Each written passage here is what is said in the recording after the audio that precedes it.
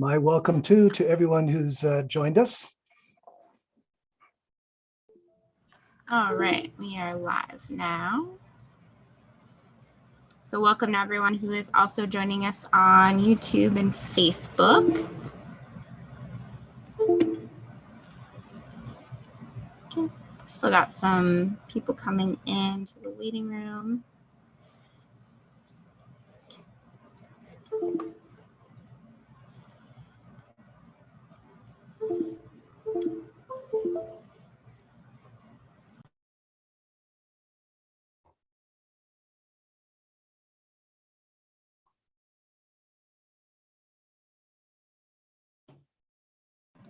All right, so I'm going to go ahead and start with some of the introductions. David, if you could keep an eye on the waiting room, because I suspect we're going to have some late stragglers here. So welcome to everyone who's joining us on Zoom and who's joining us on Facebook and YouTube. My name is Geneva Blackmer, and I'm the program director for the Interfaith Center located at the Miami University campus in Oxford, Ohio. And our mission is to invite people of diverse religious, spiritual, and secular worldviews to participate in one another's practices in order to cultivate appreciative understanding and friendships and to build relationships, as well as to unify them around common moral, social, and ethical concerns, such as environmental justice, in order to build a more equitable society for all people. So I'm really happy to have David with us today, and I'm so happy that you all chose to spend your Earth Day with us. I know that there's a lot of events going on today competing for your attention, so we're really happy that you chose to be here with us. So David Robert Loy is a professor, writer, and Zen teacher in the Sanbo Zen tradition of Japanese Zen Buddhism. He is a prolific author whose essays and books have been translated into many languages.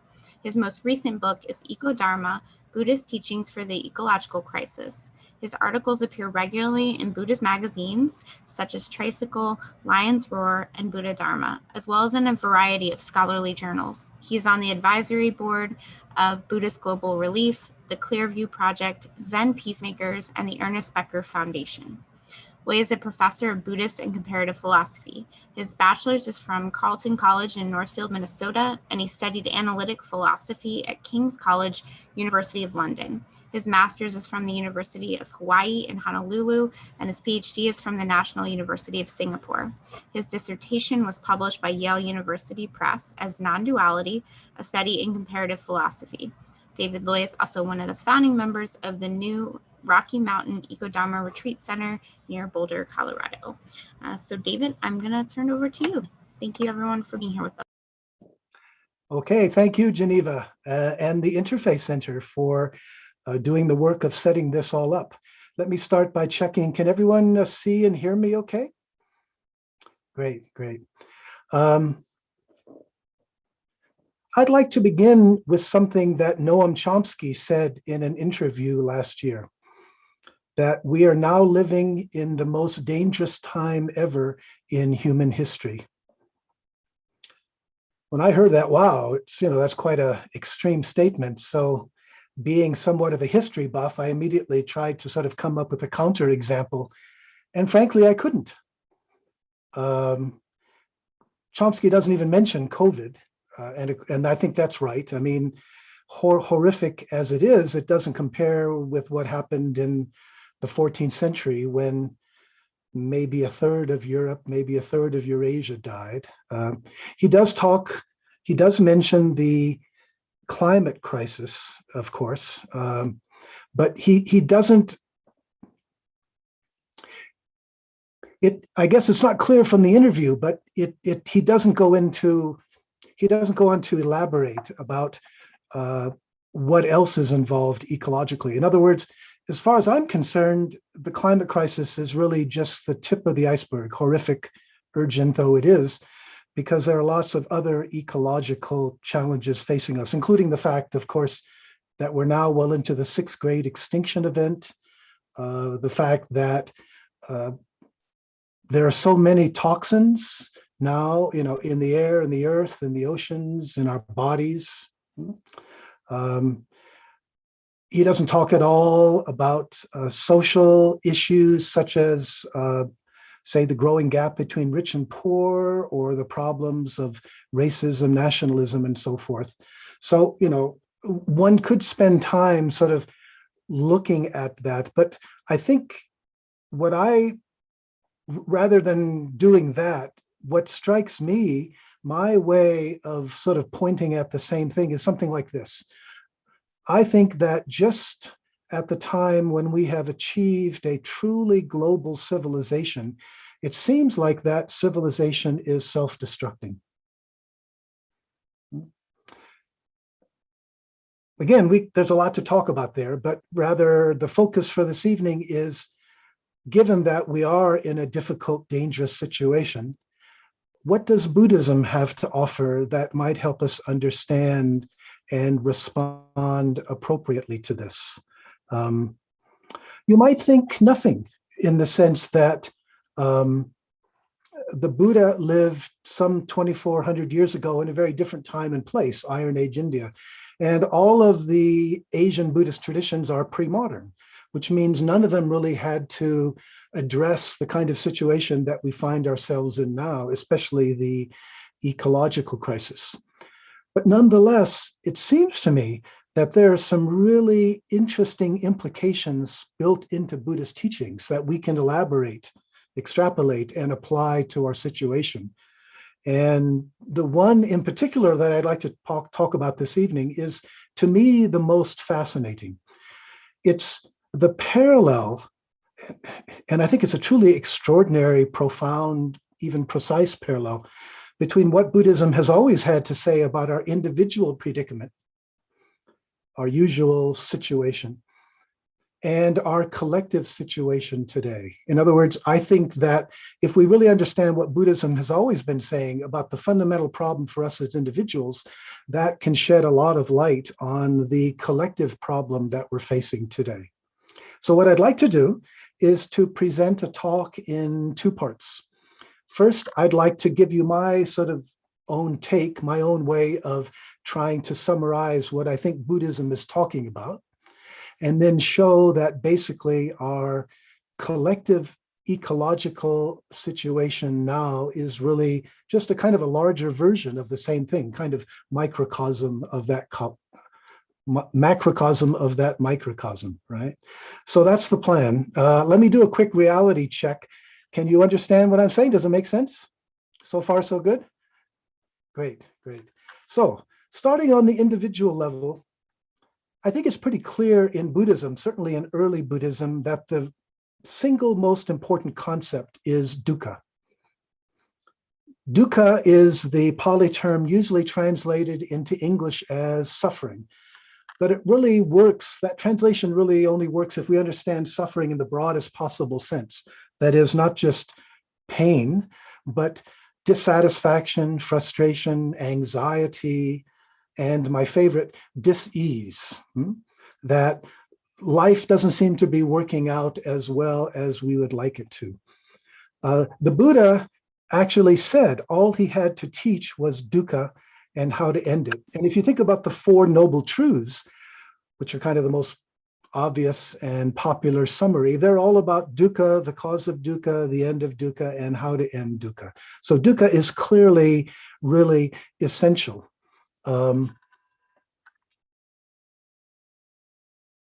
If I had to pick out the single most important statement about Buddhism, it would not only talk about dukkha, but it would connect dukkha with this other really, really important and quite counterintuitive concept, the concept of anatta, usually translated into English as not self, non-self, no self. In fact, I think this is maybe the single most important teaching, the fact that Buddhism connects dukkha, or finds the ground, the ultimate cause of our dukkha, in the delusion of a separate self. The delusion that I am separate from all of you and the rest of the world, that somehow, as we usually understand it, that there's a me inside and all of you are somehow outside. For Buddhism, this is at the root of our delusion or our ignorance, and the fundamental problem that we need to overcome.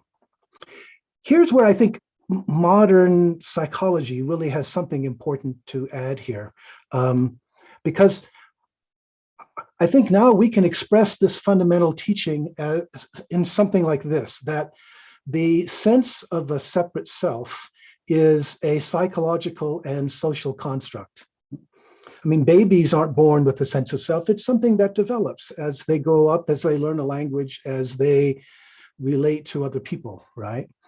And here's, I think, the real essential point that Buddhism is trying to get at, that as long as we have this delusion of a separate self, there's a fundamental discomfort. It's fundamentally uncomfortable, or to be even more precise, fundamentally insecure. You could say it this way, that because according to Buddhism, there's no real self that is separate from other people in the rest of the world, that therefore the sense of self that we do have is basically insecure, basically uncomfortable. Now that might seem a very strange claim, but in fact, I think it's something that we all have some sense of, some experience of. But we experience it, I think, as a sense of lack. By sense of lack, I mean the sense that I think we all have to some degree, the sense that something is wrong with me, something isn't quite right, something is missing. And in fact, I think this is one of the kind of great secrets of life, that we all have this sense, insofar as we feel separate, we all have this sense to some degree, but we're not aware that other people do as well. We think it's our own individual problem, not realizing that everyone else has the same problem. And this, I think, gives us a lot of insight into, therefore, how we live our lives. But because we have this sense of lack very deep inside us, what life so often becomes for us is one, as I like to call it, lack project. We try to look for something outside ourselves that will fill up our sense of lack. We think that what's wrong with me is, and this is, I think, very common in the United States, right? What's wrong with me is I don't have enough money, or I don't have enough consumer toys, or I'm not famous enough, right? So I'm a writer, I'm a professor, I write books, but people aren't reading enough. Not enough people are reading my books, right? Why aren't you? And I mean, it'll come out in various ways, but somehow this notion that if only I would get enough of this, then everything would be okay, and then I would feel all right. And the tragedy, of course, from this kind of Buddhist perspective that I'm offering, is that it's not possible to get enough money or fame if that's not the fundamental problem. That's really just a symptom of the basic problem, right? That it doesn't matter how much you get. If you think your fundamental problem is you don't have enough money, well, you're never going to have enough money insofar as you're caught up playing that game. Now, what's interesting about Buddhism, and it's not only Buddhism, but we're using this as an example of a spiritual path. What's interesting about Buddhism is that we could also understand that as a kind of lack project, but it's a lack project that can actually work.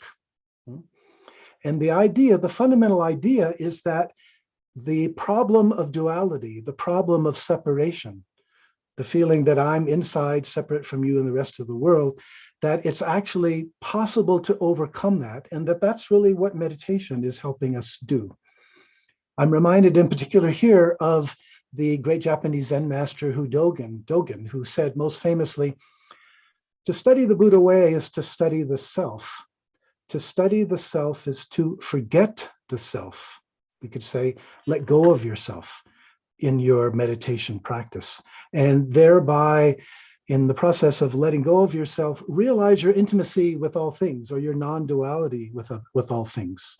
That it's actually possible to come to experience the world in a very different way. Actually, my favorite version of this is not by a Buddhist, but by a Neo-Vedantin, Nisargadatta, who put it better than anyone else I know. He said, when I look inside and see that I am nothing, that's wisdom. When I look outside and see that I am everything, that's love. Between these two, my life flows. And that's beautiful. Even though he's not a Buddhist, that really gets at the Buddhist path, because for Buddhism, the two pillars are wisdom. You could say the realization of no self, and compassion, our main word for love. And what's interesting is that Nisargadatta points to the relationship between them, right? So realizing that we're not separate from other people, and that therefore, this is the other really important implication, that my well-being isn't separate from the well-being of other people. Huge, huge, if you think about it. Then this leads to what in Buddhism we call the Bodhisattva path. The realization that the whole point of the path isn't simply an ego trip for me to become enlightened.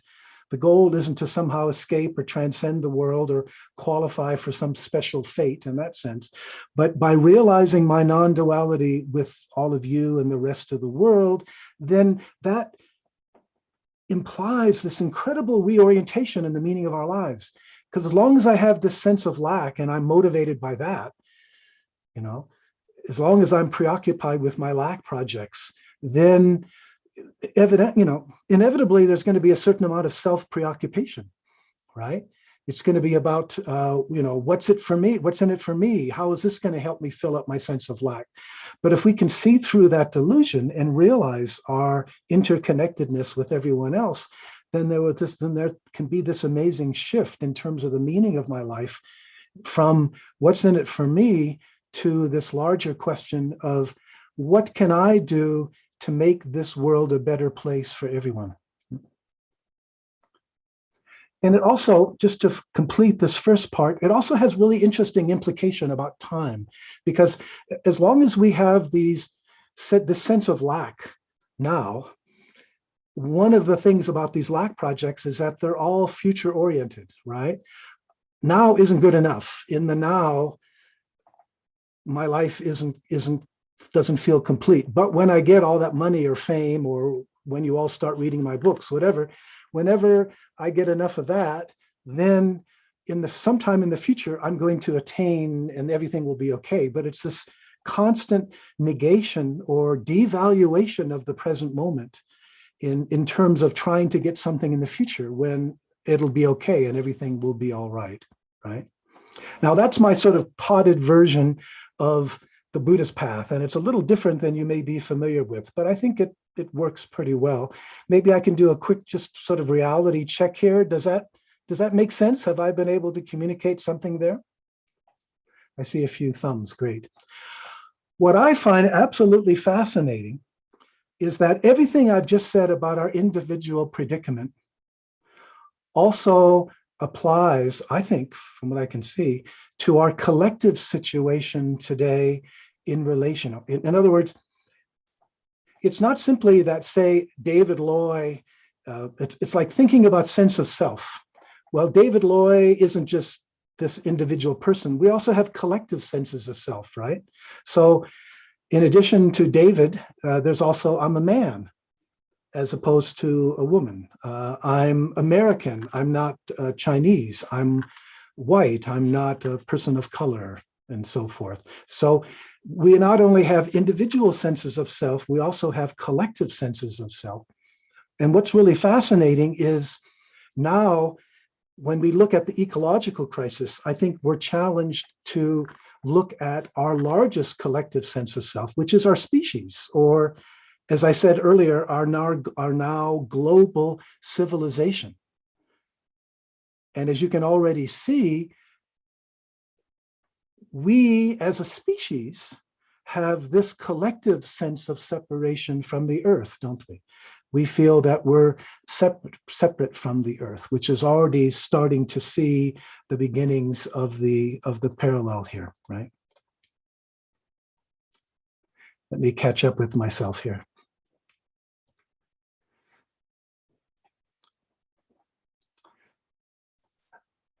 The deeper question here is whether our collective sense of self also is infected or bothered by a collective sense of dukkha. You remember what I said about Buddhism. It starts with dukkha, dissatisfaction, frustration, dis-ease.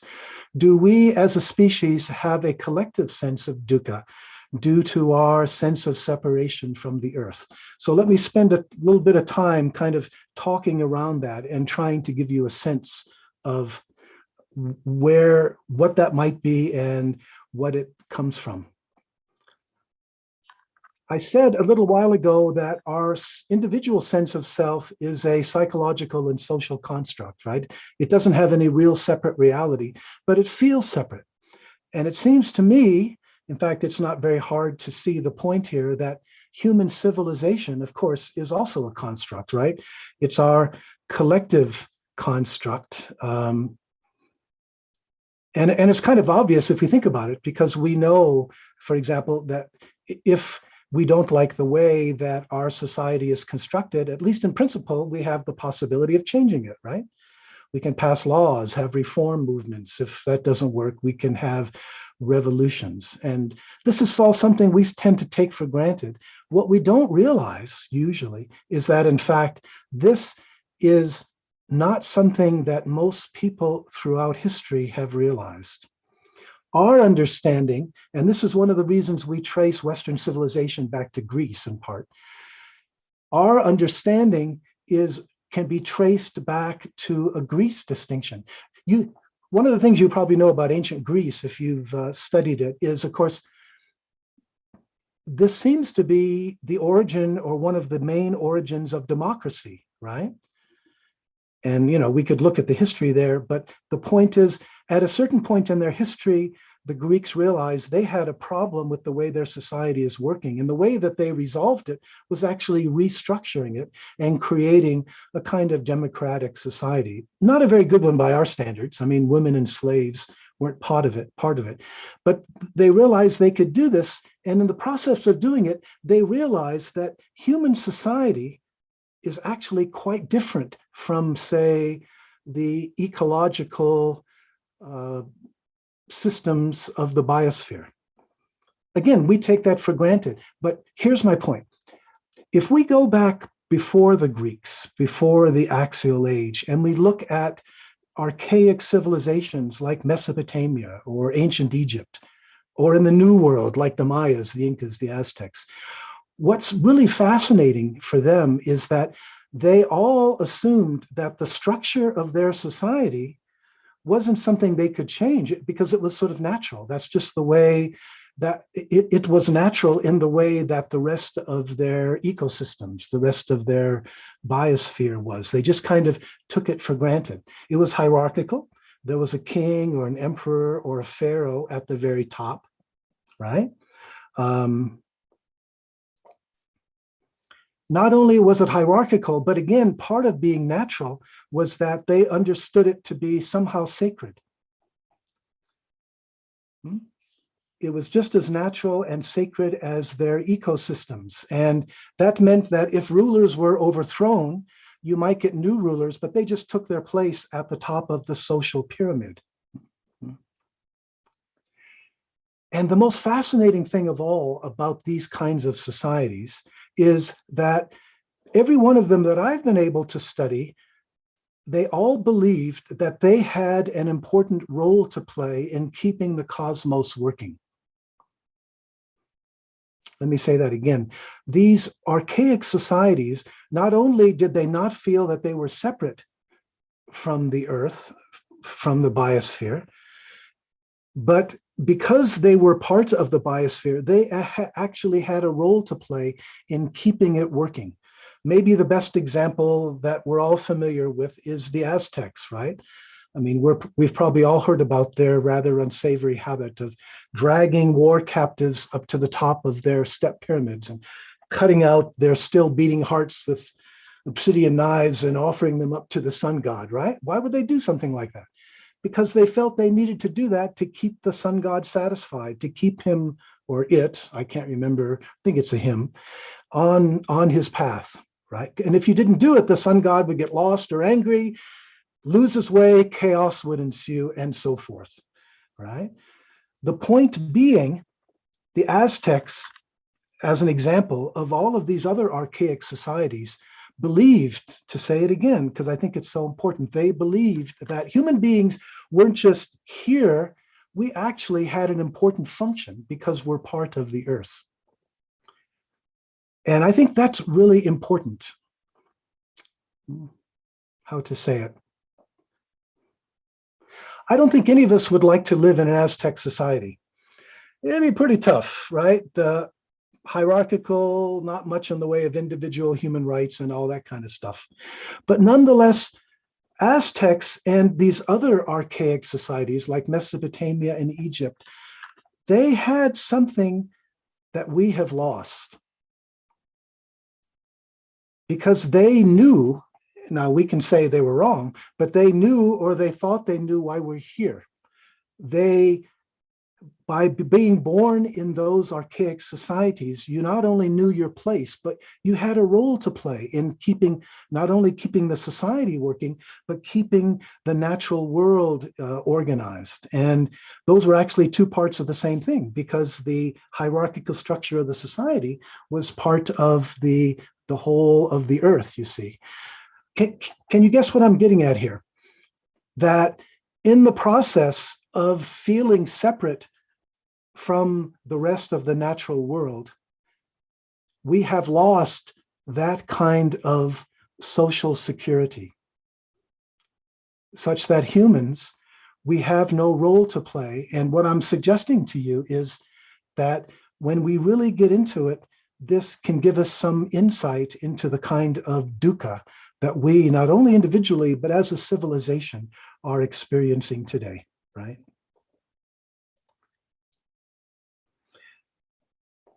To say it again in a better way, people in those archaic civilizations shared a collective sense of meaning that we have lost today. For them, the meaning of their lives was built into the cosmos and revealed by their religion, both of which they took for granted. But for us, in contrast, the meaning of our lives and our societies is something that we have to determine for ourselves in a universe whose meaningfulness, if any, is no longer obvious, right?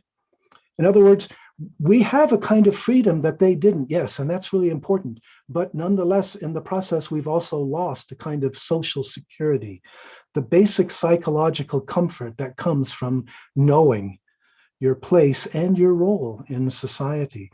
In other words, one of the things that we have inherited from the Greeks, what goes along with this collective sense of separation from the earth, is increasing anxiety about who we are and what it means to be human. I think that's our dukkha today. Loss or reduction of faith in God has left us rudderless, collectively as well as individually. Thanks to our ever more powerful technologies, it seems like we can do anything we want to do. And yet, what is it that we should do, right? What kind of society should we have, right?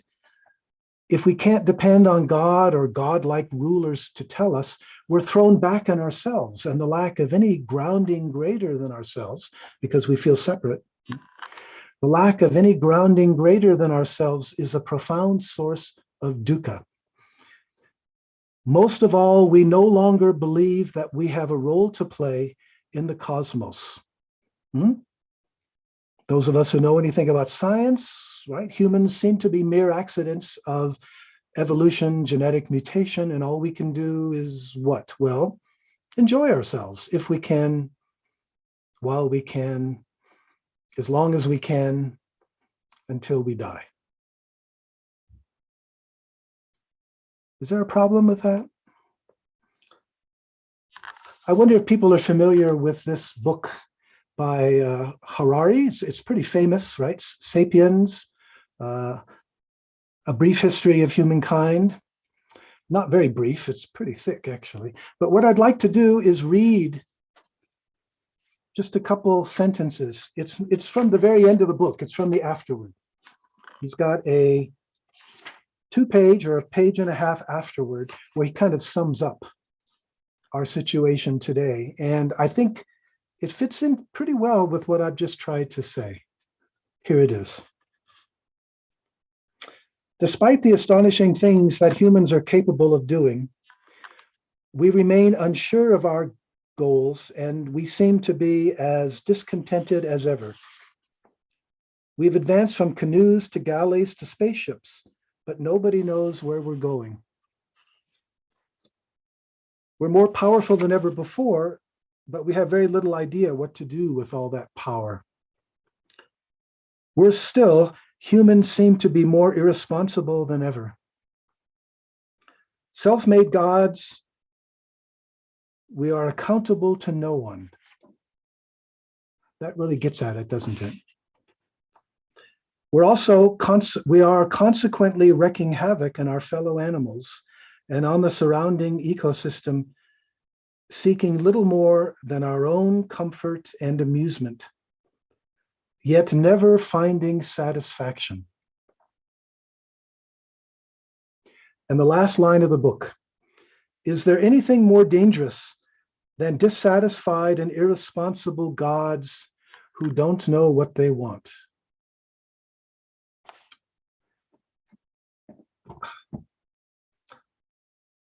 Basically, what I've tried to say is to sort of flesh out what I think he's talking about there, right? Again, the larger context. Connect this, please, with the sense of separation. We feel ungrounded. We feel separate from the rest of the earth. Basically, what I've just argued is the first part. I mean, I've just sort of talked about the first. I've just given you the parallel, a large part of the parallel, kind of the first half of the parallel, right? It's not only that we feel separate from each other, just as on the individual level for Buddhism, right? But also collectively, we feel separate from the earth, and there is a dukkha, a dissatisfaction, a frustration built into that, right? That's the basic point. Now, on the individual level, then I went ahead and I talked about our sense of lack, that because we feel separate and because the sense of separation is actually a delusion, it's not real, insofar as we feel separate, that there's a fundamental dukkha, and that we respond in ways. How do we respond? Well, we have the sense of lack. We have all these lack projects. You know, if only I get enough money or I'm famous enough or whatever, then I'll be okay. Here's the really important question. Do we also have a collective lack project? Does modern global civilization, do we have something comparable to it? Remember too about time, how I said at the very end of the first part, how because of our sense of lack, we're never satisfied right here and now. We're always are preoccupied with getting somewhere in the future, somewhere better, then we'll be okay. And the reason I say that is I think once we look for our collective lack project, I think it becomes pretty clear, right? I think it is our preoccupation, or I would even say our addiction to never-ending economic growth and technological development.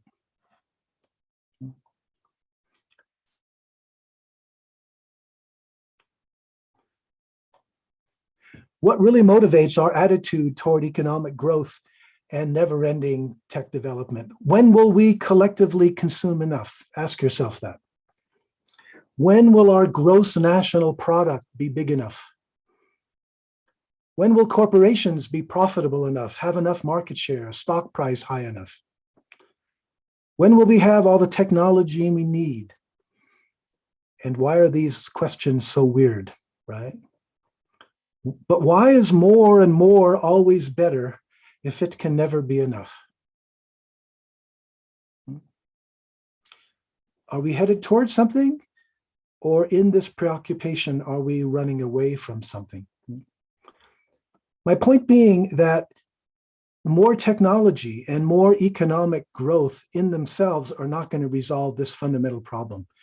You could say that they're a great means, right? They give you the wealth, the power, the means to do something. But what I think has happened is because we no longer know the goal, the meaning, the means have become the ends, just more and more and more and more. That has become the ends.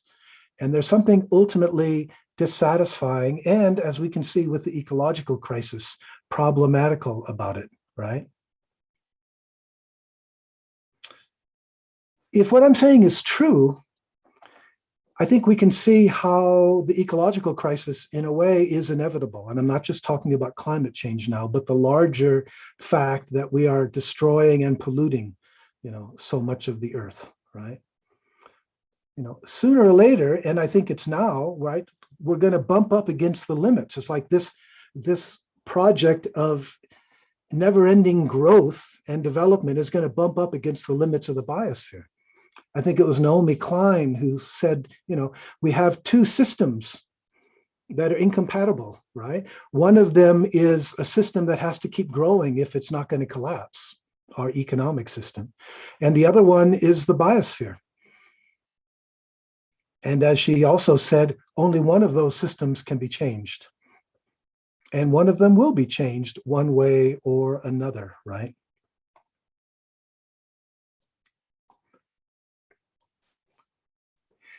If we understand this, I think it really helps us understand why, we hear so much about the importance of shifting from fossil fuels to renewable sources of energy. And we all know how important that is. But somehow there's this sense too, that if we can just do that quickly and efficiently enough, then the rest of life can sort of go on the same, right? And we can continue our relationship with the earth. And the implication of what I'm trying to talk about is it ain't so simple, that we have a larger question, a larger challenge here. Or you could say that what I'm talking about is really arguing that the kind of ecological crisis we have now is not just a technological or an economic or a political problem, but fundamentally as well, it's also a spiritual problem in the sense of it raises fundamental questions, a fundamental challenge about our relationship with the natural world and the need to realize that we are a part of the natural world and what that implies. Among other things, it implies, of course, that our well-being can't be separated from the well-being of the natural world, just like the well-being of my leg can't be separated from the well-being of the rest of my body. Or maybe a better example is my head, right? If my head somehow gets the idea that it's separate from the rest of the body and just take care of the head, it's going to cause problems. And in a way, I think that's where we've got ourselves. Okay, if this is true, what's the solution? Returning to nature? What does that mean? It's interesting, in Buddhism, there's a lot of talk about how enlightenment is not about getting rid of the sense of self, because there never was a genuine sense of self. There's something to realize. It's not really something to get rid of. It's something to realize about the way things have always been. And I think it's the same thing ecologically too. In other words, we cannot return to nature. Why not? Because we've never left it, right? I mean, look around yourself. We're very good at creating environments for ourselves, like this room, very comfortable, lots of paper and books and so forth, cups and this and that. But nonetheless, everything here is natural. Everything here is a form of the natural world, right? The environment, in other words, isn't just a place where we happen to be located. The biosphere has always been the ground from which and within which we arise, right? We are not in nature, we are nature. The earth isn't only our home, it's our mother. It's not only a resource, it is the source, capital S. And if you don't agree with that, well, try to stop breathing for 5 minutes and see what happens. Or try to stop drinking water for a few days, or stop eating for several weeks and see what happens, right? We realize pretty quickly, right? Our bodies are made of the same elements as the earth and the water, right? You think about my blood is salty. Our blood is salty because it reduplicates, right? The original salty home, our ocean. We share 98, 99% of our DNA with chimpanzees and bonobos, right? Our species has never been separate, simply autistic. You could say we are the autistic species, as Thomas Berry puts it. So what this suggests, what this implies, is the need to realize and the need to live in a way that embodies or incorporates the realization. But we can still ask, will this realization resolve the basic anxiety that we have now? You know, when we have to create our own meaning in a world where for many people, God has died. In other words, what this really asking, for Buddhism individually, there's such a thing called awakening, enlightenment, right? What is there something comparable for us as a species? What would a collective enlightenment be? One of the most famous Buddhist teachers, Thich Nhat Hanh, said, quote, "The Buddha attained individual awakening. Now we need a collective enlightenment to stop the course of destruction." But what can that possibly be? I mean, is everyone going to have to convert to Buddhism and meditate and become enlightened? I mean, if so, it could be a very long wait. And I don't think that's going to happen anytime soon, certainly not soon enough to make a difference to the ecological crisis, right?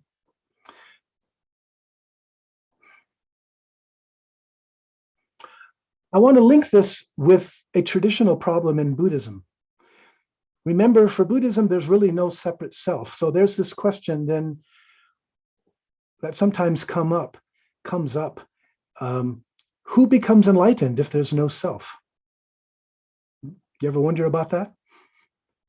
And it's very interesting that when the Buddha's enlightenment was questioned by Mara, right? Said, well, you think you're enlightened. Well, who authorizes, who verifies that? Maybe it's just a big delusion.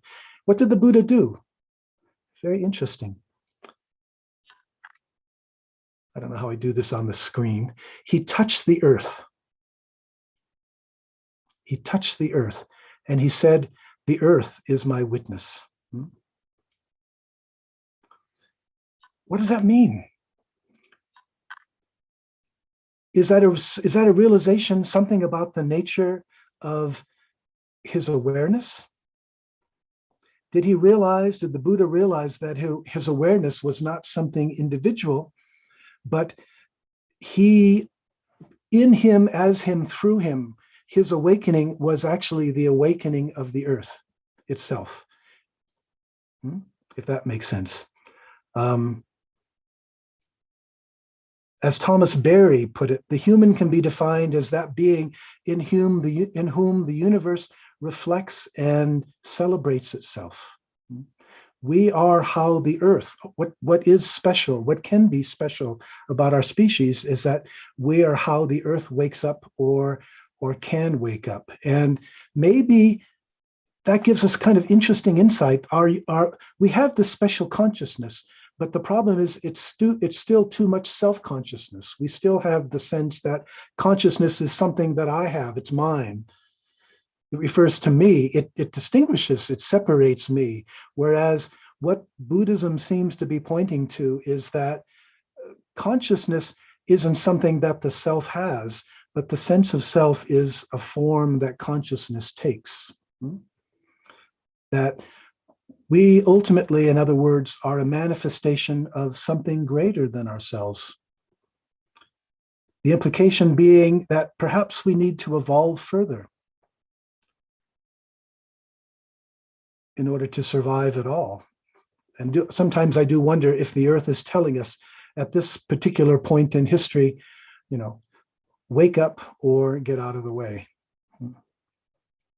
And if this can happen, I mean, there's so many things we could talk about here, but let me just finish by saying, if this can happen, then let me end by connecting this with this question about the meaning of life.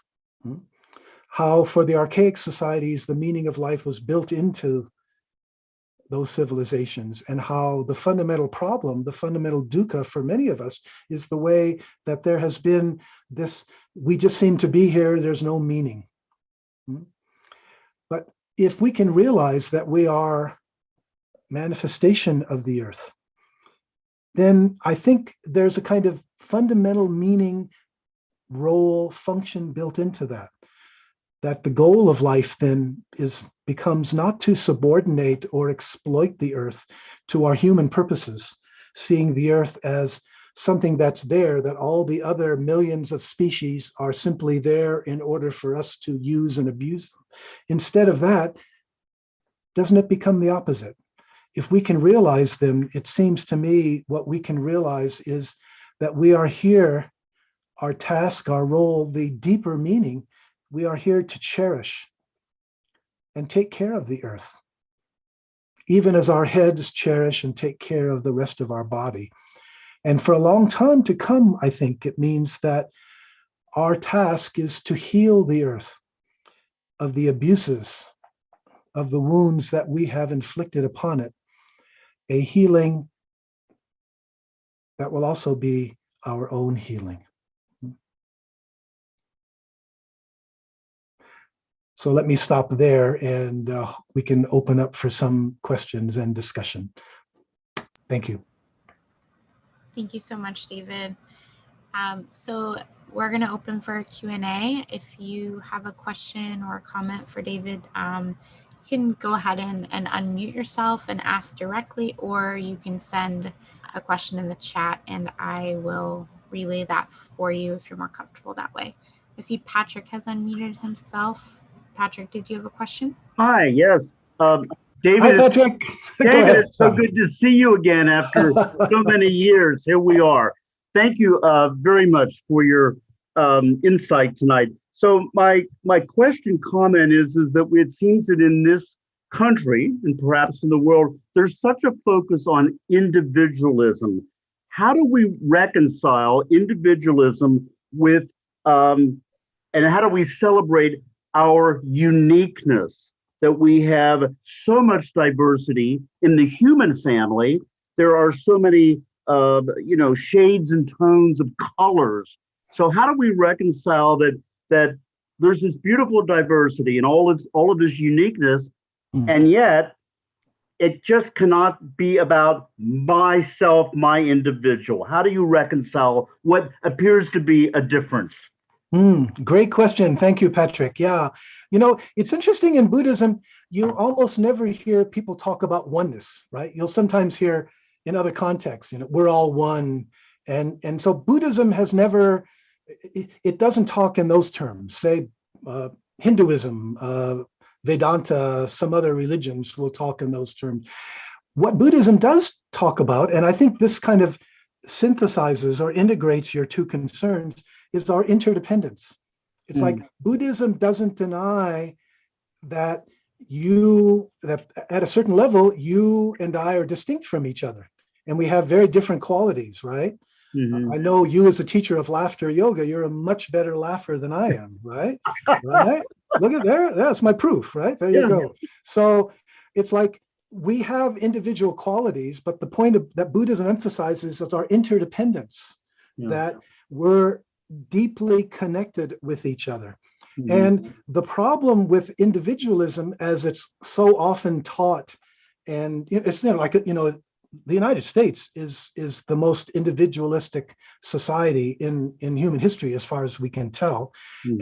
But the individualism is understood in kind of a separate way. Leave me alone to do my own thing, right? And I'm disconnected, and I might take advantage of all the rest of you in one way or another. But ultimately, again, my well-being is separate from your well-being. And the fundamental point about interdependence, such as Buddhism emphasizes, is the denial of that. So you and I can be different. We can be different from a person of color. We can be different from a Chinese person or whatever. But the fundamental realization is that ultimately we are interconnected in a way that, my well-being isn't going to be separate, that we're going to have repercussions, that what we do is going to have enormous consequences for each other. And so I think that's kind of the Buddhist response to that concern. So it doesn't deny our individuality, and our individuality, which we cherish, but it denies the sense of separation that, once we get into that, becomes so problematical. Anyway, thank you. Yeah, thank you. Looks like Morgan has a hand up. Sorry, I had to unmute myself. I hate technology. It just really annoys me. I'm not good at it. Anyway, I would like to go back to a day before we had phones. Anyway, pre-Alexander Graham Bell. One of my problems, and I think you've answered it beautifully. I really enjoyed this. Thank you. Thank you. One of my problems is with Buddhism, I feel like, can you hear me? My cat just stepped on the screen. Now I have nothing. Yep. Are you still there? We can hear you. Okay. It says launch meeting. Anyway, it seems like a lot of Buddhism takes you away from humanity. And I think what you just answered is how to stop being yourself and be more of a human with the rest of humanity. And that's what I see is a huge problem, particularly in America. We're so individualistic that we forget the whole. People forget that they live on this earth, and not just that, they are of this earth. They're not just something created by God and placed here, fully formed. That's why a lot of natural things work better than prescriptions. Not in all cases, of course, but because it's the same basic biology. And I think we're seeing this separatism in my way or the highway, and not sharing with you and not allowing you, and it's from the puritanical roots of judgment that we have, isn't working. And it creates this huge, sorrowful, depressed apathy. And we're kind of looking at having to face the reality of our illusions, that it makes people very unhappy. And I think we're meant to be collective.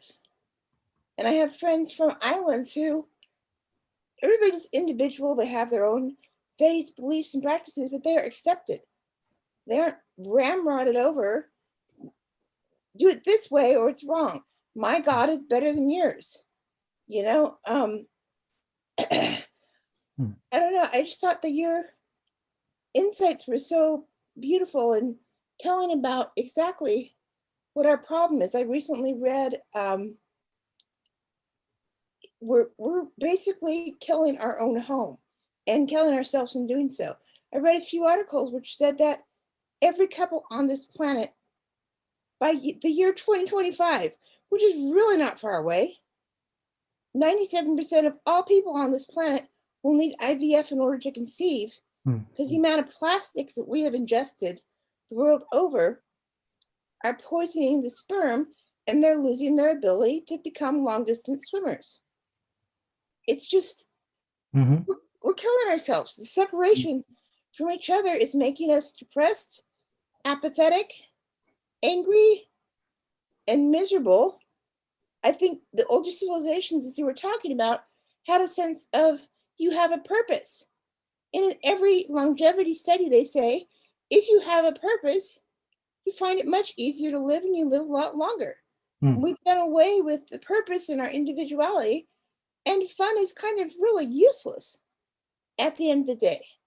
I think that's the gift of COVID, is that people have begun to look at themselves a little more, maybe, and less to our outwardly turned entertainment environment and pulling in the way I think people were meant to be. So that was just a question I had about Buddhism, is how do you be a good Buddhist and still be part of humanity?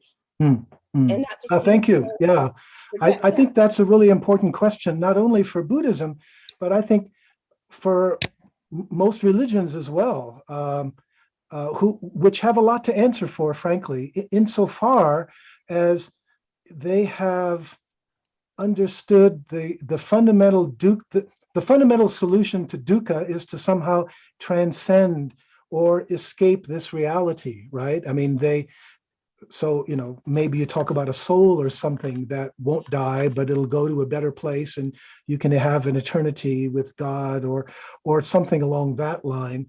And that turns us away and sort of makes what goes on here less important. Or you could say this world simply becomes a means to qualify for that higher end.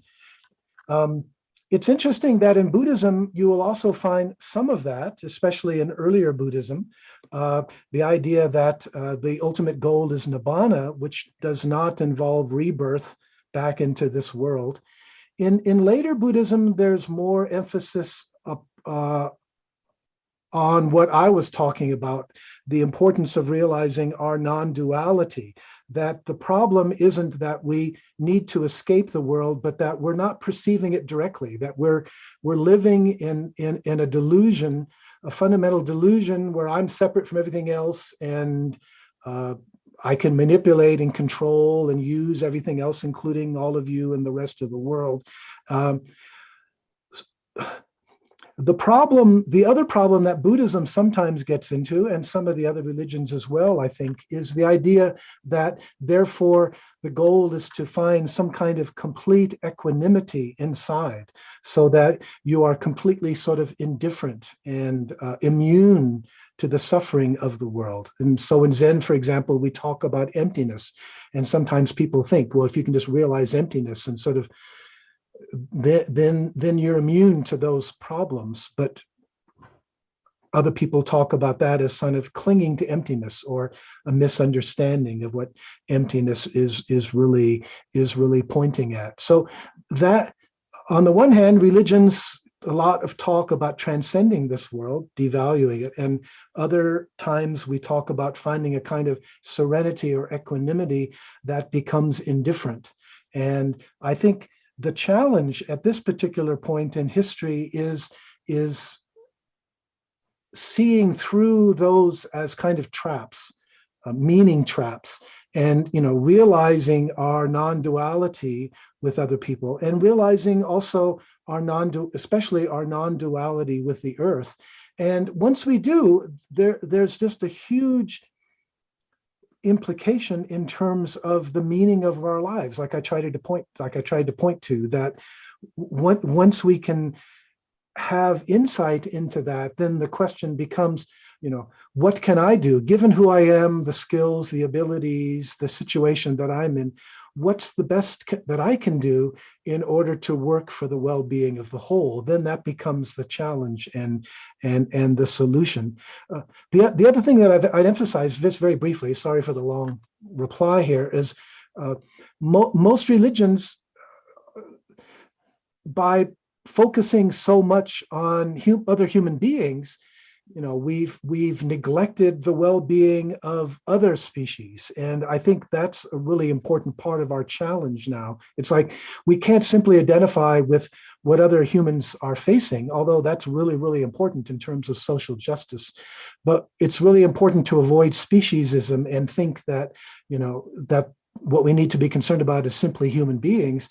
We need to be concerned about the whole biosphere, all of the species, and how they interrelate with each other, and how, by not being separate from that, our concern for that well-being is ultimately, what am I trying to say? That being concerned about the well-being of the rest of the biosphere is the best way to promote our own well-being in the long run, something like that. Yeah. Exactly, because we aren't separate. We need to realize that we are not separate. And if you give to someone else, you help yourself. Our pets provide us with innumerable, impossible loyalty and love that people can't even begin to give us. And people hate bees and insects. And there's a huge insect die-off that's not being talked about. That's the very basics of the building block. I love bees because I love honey. I do too. I don't use sugar.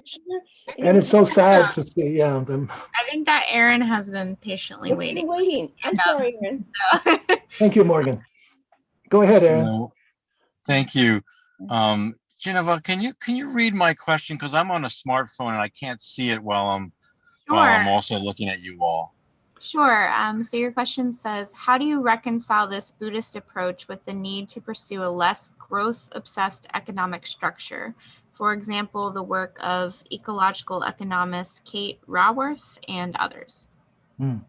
So I think that's exactly right, in the sense that we're going to need a new type of economic system that I think Joanna Macy talks about industrial growth society, right? That definitely we're going to have a system that doesn't get caught up in that trap. And usually that's capitalism, right? Corporate capitalism, at least since the end of the Cold War. But it's not only that. I think corporate capitalism is just one, in many ways, pernicious version of this need for growth. I'm trying to remember the particular Kate Raworth. Can you remind me which? Yeah, her seminal work is called Donut Economics. Yes, that's right. Yeah. And maybe you should tell us a bit more. I think you may know more about it. Go ahead. Actually, I would welcome any help in that regard, because I'm still kind of new to it. But I believe she's a British scientist, and she wrote this book, Donut Economics, and the shape of a donut represents a certain circular symbolism that our economy should pursue. And it does not put GDP and growth as the best measure of our well-being on the planet. And so she proposes, and you have probably heard of others who have proposed, a general happiness index, which may in some cases call for growth, perhaps in the global south in particular, but in the global north, it's time for us, I would say, to either slow or even degrowth is another term that's used in her circles. In the overdeveloped north. Yeah, yeah. And you were referring, I think, the classical Buddhist example is Bhutan, where they have consciously institutionalized a very different way of valuing their society. I mean, it's a really important contrast, because when you look at just about every other, overdeveloped nation, the preoccupation is always GDP growth. And Bhutan emphasizes that, that doesn't automatically correspond to happiness. And so they're concerned about growth, national happiness, and they have other indexes, other components to that index. One of them that I particularly love is gross national smiles. How much do people smile? And I'm reminded too of something else that, and I think this is really fascinating. We find just in the last generation, economists as well as sociologists and psychologists have discovered that, once you've achieved a certain sort of basic, fairly low level of income, such that you can eat and you're housed okay, the measure of people's happiness is not how much more income. It's like you can get more money, but it doesn't necessarily make you a lot happier. The most important factor of all seems to be, get this, the quality of your relationships with other people, right? Wow, how fantastic. Shouldn't that, it's like, that seems to me one of the hugest discoveries of our last generation. It's like, that should change everything, why don't they teach it in school? And I'm just so excited by that realization. And needless to say, I don't think the Buddha or Jesus would have been surprised. Yeah. Thank you, David. Thank you, Aaron. Jenny, did you have a question? Yes, thank you. Oh, by the way, I posted in the chat a link about donut economics. Thank you. Bhikkhu Bodhi had once given a talk at Union Theological about it. It was a little bit over my head, so I'm not even going to paraphrase. But David, thank you for your talk. So I just wanted to ask a general question. I tried to pay attention to progressive ideology about ecological evolution, and economic ecological evolution. So I sign on to things like Bioneers and Davos conferences, but you just throw out all the elitism in Davos. But Joanna Macy is a huge presence in the Bioneers, and there's been so many ideas that are forthcoming that are so inspiring. But one thing that really captured my interest was that we need in one way, we need to move from the extraction model in all sectors of our life, economic, personal, whatever. But the idea that you can just simply take from the earth, process it, and then not regenerate. So the idea is that we should move from extractive models into regenerative models, whether it's fuels, whatever. And there are ideas about using, rather than using rare earth minerals in all of our iPhones, things like that, and switching into, say, biofuels, for an example, using switchgrass, which is a plant that regenerates the soil. So these are practical ideas that I honestly, personally believe have a lot to do with Buddhist principles of not believing that you're separate from the earth, that you cannot simply just take, that you're a part of it, and that you have to give back and regenerate. So would you have some things to say about that kind of ideology to help us push into the future? Thank you so much. Thank you, Jenny. I think what you're saying is definitely an important part of the kind of switch that we need to be making. The other thing that occurred to me as you were speaking is that in a number of European countries, certainly including Germany, now, if I remember correctly, there's a lot more concern about the whole life cycle of a product. In other words, here in the US, we might buy something and a lot of plastic things, but there's not concern about, okay, when we finish with that toy or whatever, what happens to the plastic? As one example. And life cycle planning means they're actually thinking ahead how that product, when it's used up or not needed anymore, will in fact be carefully recycled, not just sort of burned, if it's plastic, but that they actually have plans to separate and maybe extract the rare earths so that they can be reused in another kind of iPhone. So, I think that's also part of it, that somehow because of our sense of separation, we've been very happy just to extract and devastate, and we really haven't cared very much about the consequences. And I think that that's going to be a very important part of it. Yeah. Sorry. Yeah. That's all I have to say on that one. But I think there are many other aspects. Industrial agriculture has been disastrous, and I think clearly part of the change that's going to be necessary is shifting to something like permaculture, right? Which is much less devastating to the earth. And so there are a number of things like that we can talk about, and sure, a number of details.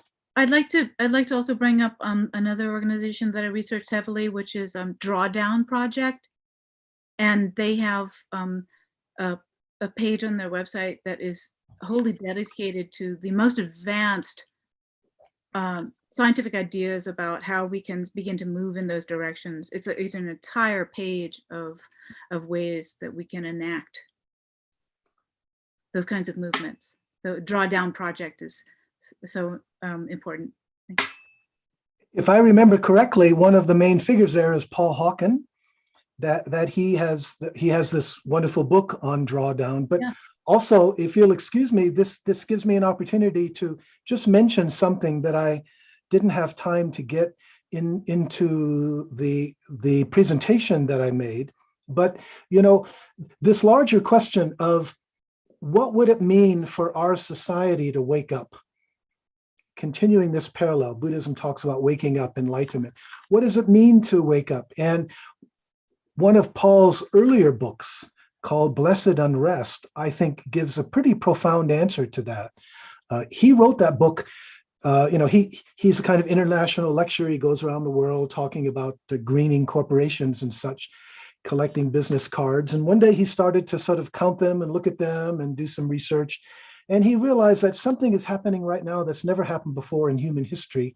You have this incredible number of organizations that have sprung up almost the word, almost spontaneously, or groups, most of them small groups of people working for sustainability and social justice.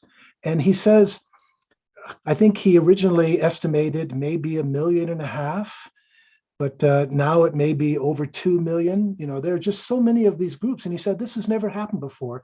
And what I especially love about that book is he uses the metaphor of the immune system of the earth. Just as we have immune systems that spring into action when we become ill, he's saying all of these groups of people can we understand all of these people? They're not doing this to become rich or famous or play that game. They're doing it because they feel called upon. This is like the immune system of the earth springing up, all of these groups. There's this incredible social and ecological movement of people, including, I would guess, almost everybody on this call, who feel impelled, feel urged. There's something deep within us that wants us to be engaged and wants us to do what we can in this very, very critical moment in human history. And I think it's very exciting. I think maybe this is the earth waking up in this immune system working to heal. And it's an interesting way to look upon his argument there. Thanks again, Jenny. Still seem to be pretty tied into GDP, and you've answered some of the things I was going to ask about your thoughts about what would aid and sort of impel this collective awakening. And is it, when does it reach sort of a tipping point where things really change? And what sacrifices do you see that we human beings may need to make collectively? It's a great question, and I wish I knew the answer. Really, I mean, I don't know how that's going to unfold. What I have the sense of is, number one, the situation right now is very, very bad, and most people don't realize it, or they don't want to realize it. But because it's very difficult, and because we're going to have more and more disasters, ecological and so forth, maybe what's possible now may be very different from what could be possible in a few more years as this more and more unfolds itself. So I don't know how it's going to play out. I don't know what's going to be necessary. I think, and it's kind of interesting in Buddhist terms, because this is very important in Buddhism, especially in Zen. We talk a lot about don't know mind. That, the awakening that we talk about in Buddhism, it's not as though the awakening is, oh, now I understand everything about the way the world works.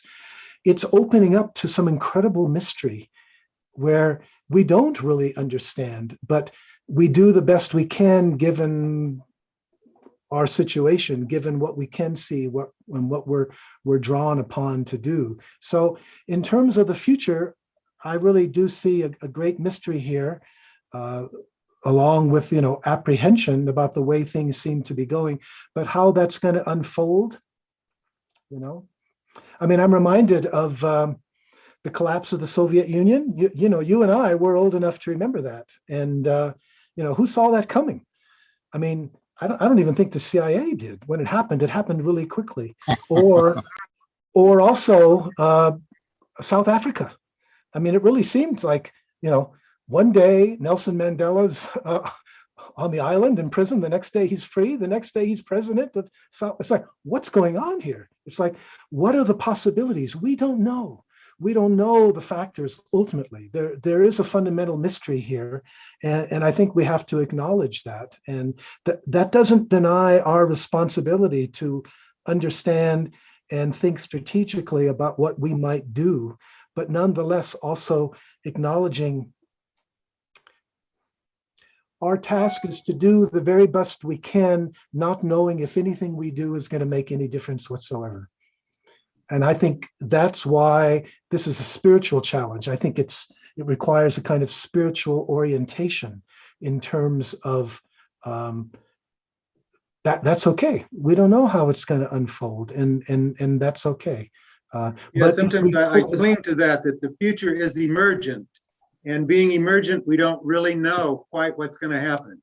So, and also my own life is emergent. Our own lives are emergent, and don't know mind, it prioritizes a kind of flexibility so we can respond appropriately. It's like, I do the best I can now according to what I understand. Well, if the situation changes or my understanding of the situation changes, then I could be doing something very different in a couple of months from now. So I think that kind of flexibility is important, but also within this larger context of, ultimately, I don't know if anything I do is going to make any difference whatsoever, and that's okay.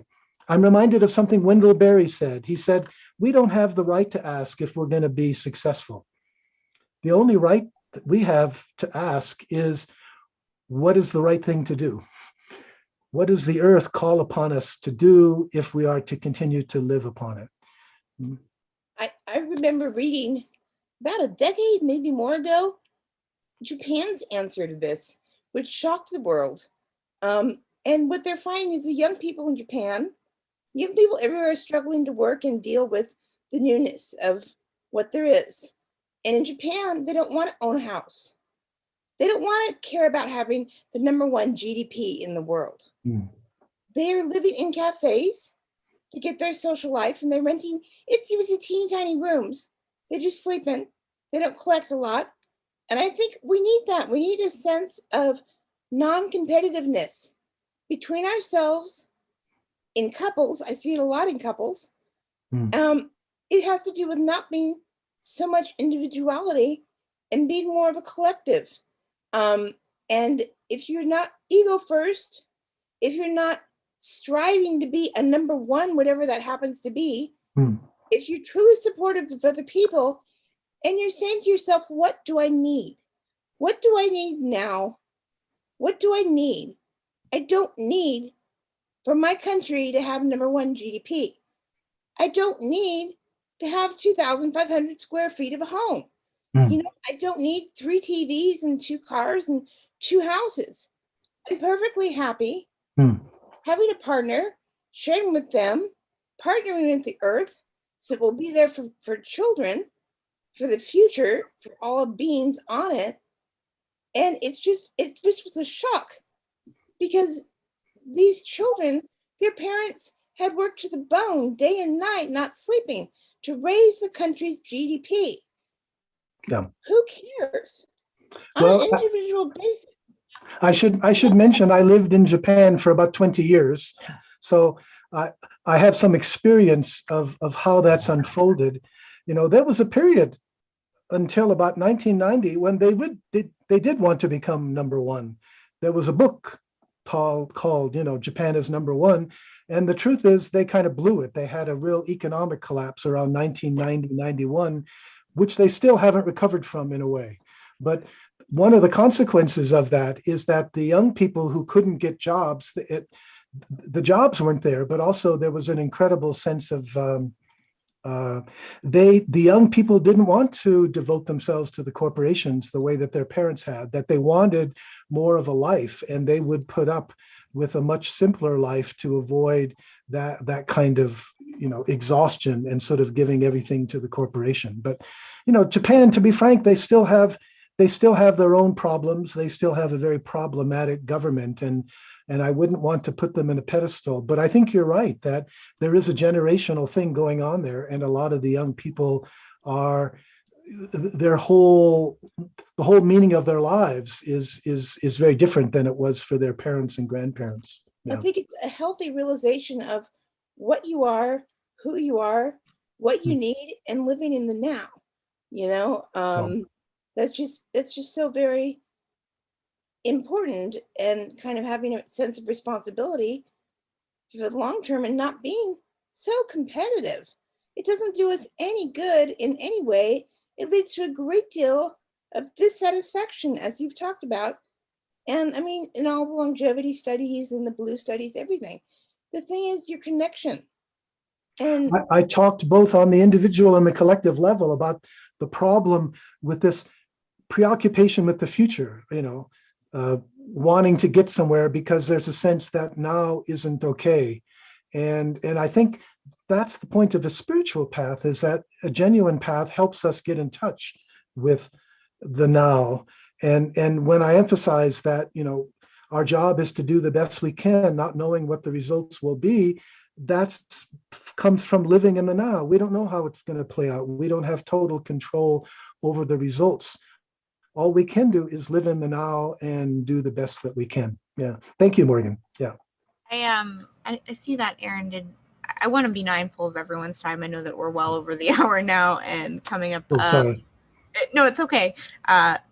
Mostly your time that I want to be mindful of. So I do see one last question in the chat from Aaron, and he has his hand up. So I think maybe we'll take this question and then wrap it up.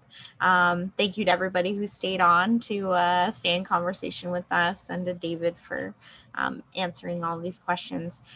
Aaron, did you want me to read your question again? I don't know. Yes, because I heard some other folks. I'm just echoing some other sentiments that people have talked about, and David has, about the urgency and how that relates to the need for activism. If you could read my question, thank you. Yes, it says, so given the urgency, how to reconcile Buddhist approaches with the need for activism, for example, Extinction Rebellion and others, including civil disobedience? Yeah, I really appreciate that question, because I think that is a very important part of our response to the situation. For what it's worth, I have been a member of local Colorado and Denver Extinction Rebellion actions, and actually got arrested, I guess it was about 2 years ago, as part of one of those actions. But it's interesting, if you look at eco-dharma in our particular area here, what does it mean for a Buddhist to be engaged in eco-dharma? It's not obviously enough just to meditate and to want to go out in the natural world and feel connected with trees and so forth. How do we respond? In other words, the problem is institutionalized. Traditionally, Buddhism talks about greed, ill will, delusion. I think those be institutionalized in terms of, well, in the ways that I was talking. So how do we address systems, political and economic systems, that have taken on a life of their own, and they're really devastating the earth? And people are doing different things. I have one friend who, when my wife and I bought this house, he helped us do an energy audit and, helped us get solar panels and, work on that level. I have another friend who's a retired banker, and he goes to Washington, and he is part of Citizens Climate Lobby. He works for a carbon tax. He lobbies, and I think he's very good at talking to Republicans, which is a special challenge for some of us. I don't know if I should have gone there or how to be polite there. Anyway, but he's very good at that. And then there's other people who, we've been involved in sort of civil disobedience, direct action. I think sometimes we have to do that. Which of those is the proper way to go? I wouldn't want to say. I think they're all consistent with Buddhist teachings, for example. The emphasis, in other words, I think we may need to do and to continue to do what something like Extinction Rebellion has been doing to block, to sort of put our bodies on the line.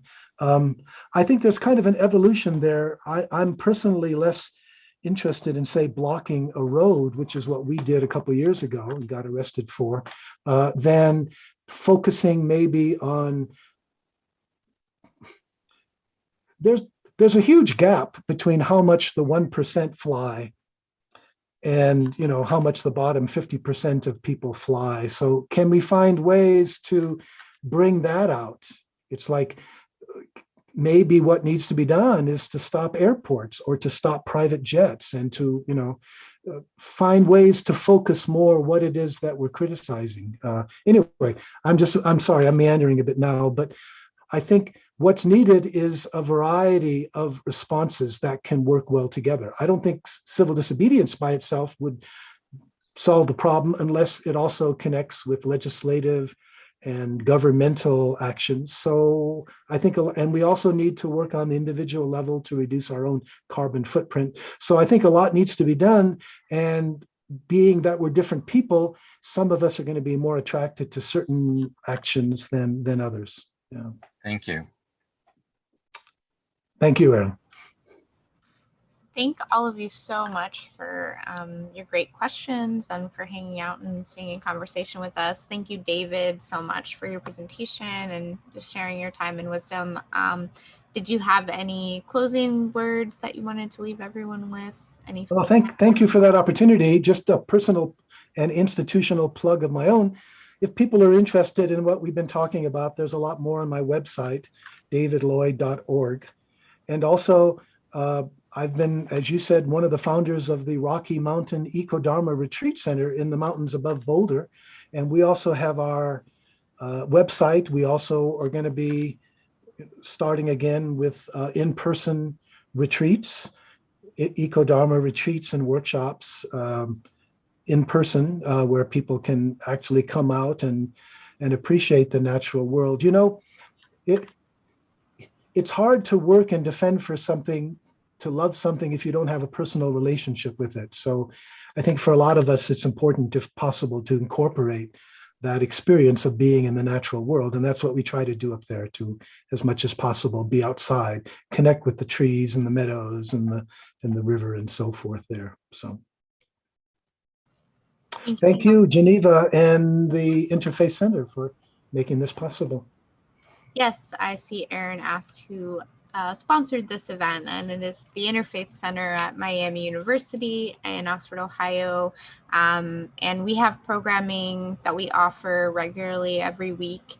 Our next program is this Sunday on exploring gender justice and human rights in Punjab.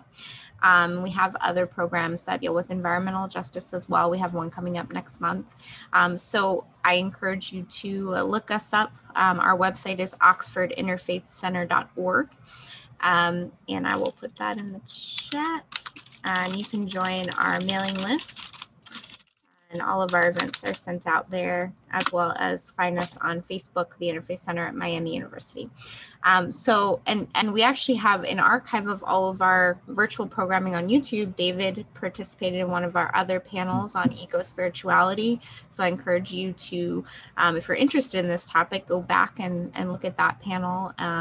There's a little bit of a different angle to this conversation. So just thank you all so much for being here, and have a great rest of your evening. Happy Earth Day. Thank you, David, and have a good night. Thank you, Geneva. Thank you, David. Keep up the good work. David. Bye, everyone.